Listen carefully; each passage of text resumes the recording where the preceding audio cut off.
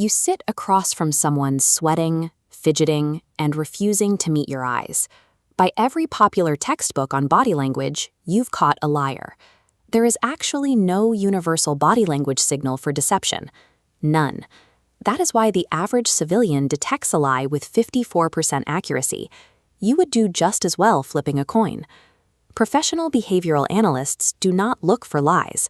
They look for stress. Specifically, they measure tiny, rapid deviations from normal behavior.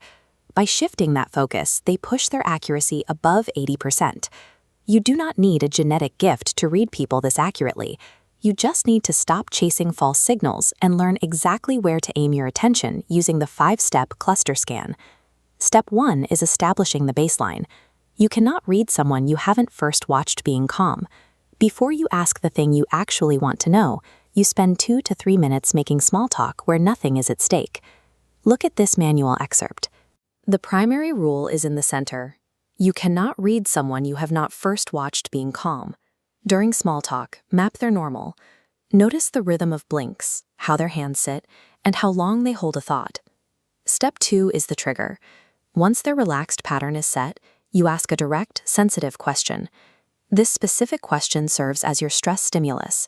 The exact moment that question lands, you enter the most critical phase of the entire framework, the 5-second window. This is when your active observation begins. This system is entirely binary. Any behavior you watch before the trigger is just calibration. If you assign meaning to a gesture that happens 6 or 7 seconds after you ask the question, you are just guessing. Step 3 requires scanning for 7 specific body signals inside that tight window. We start with the eyes. If their gaze breaks, the break itself is less important than the timing, a downward or darting glance occurring immediately within those 5 seconds. This page of the manual highlights a common trap right here in red, trying to count exact blinks per minute. Counting overloads your brain. Instead, watch for a sudden break in their established baseline rhythm, a rapid flutter, or a frozen, unnatural stare. Moving to the lower face, we scan for lip compression. When someone carefully holds back a word or suppresses negative emotion, their lips often press flat for a fraction of a second before they speak. Then there is micro-contempt. One corner of the mouth pulls up briefly, and then the face instantly resettles. This signals a feeling of moral superiority, and it is entirely involuntary. Beyond the face, watch for self-pacifying behaviors. The nervous system seeks comfort under pressure by asking the hands to touch the body. A rub of the forearm is mild, but a sustained touch to the back of the neck indicates severe stress. Also look for the single shrug, a tiny asymmetrical shoulder lift occurring when the body quietly rejects a confident statement coming out of the mouth. If you try to track all 7 regions on your first attempt, you will see nothing. Train one area at a time. Start by watching only the lower face until spotting tension there becomes a reflex. None of these physical anomalies mean the person is definitely lying. They simply mark the exact places where the nervous system is overloaded and a suppressed reaction is leaking out. Step 4 shifts to the audio channel.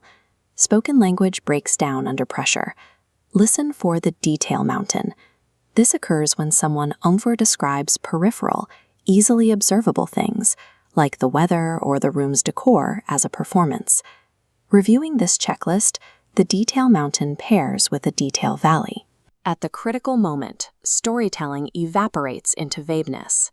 Further down are exclusion phrases, like, as far as I know. These are verbal backdoors to retreat later without technically lying. Step 5 separates amateurs from professionals. You apply the cluster filter. This rule demands you wait for a specific volume of signals before drawing conclusions. The math requires 3 congruent signals, coming from 3 different body regions, all occurring inside that exact same 5-second window. An isolated neck touch means absolutely nothing on its own. They might just be uncomfortable. But a neck touch paired with a lip compression and a detail valley, all synchronized right after your question, provides hard evidence that their body is fighting a lie. The manual includes a strict protocol for the moment you actually spot a cluster. You do not react visibly, you do not play detective, and you do not make an accusation. Instead, note the moment mentally and let silence do the work.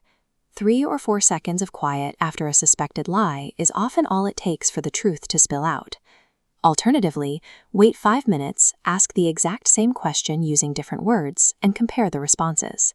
Your training begins now, but do not attempt a full scan today. Your only job for the next week is to practice step 1. Observe baseline blink rhythms in perfectly normal, relaxed conversations. Catching a deception cluster is not permission to attack someone, it is permission to pay closer attention. Use this framework to build a case quietly, ensuring you remain a trusted reader of people rather than a paranoid accuser.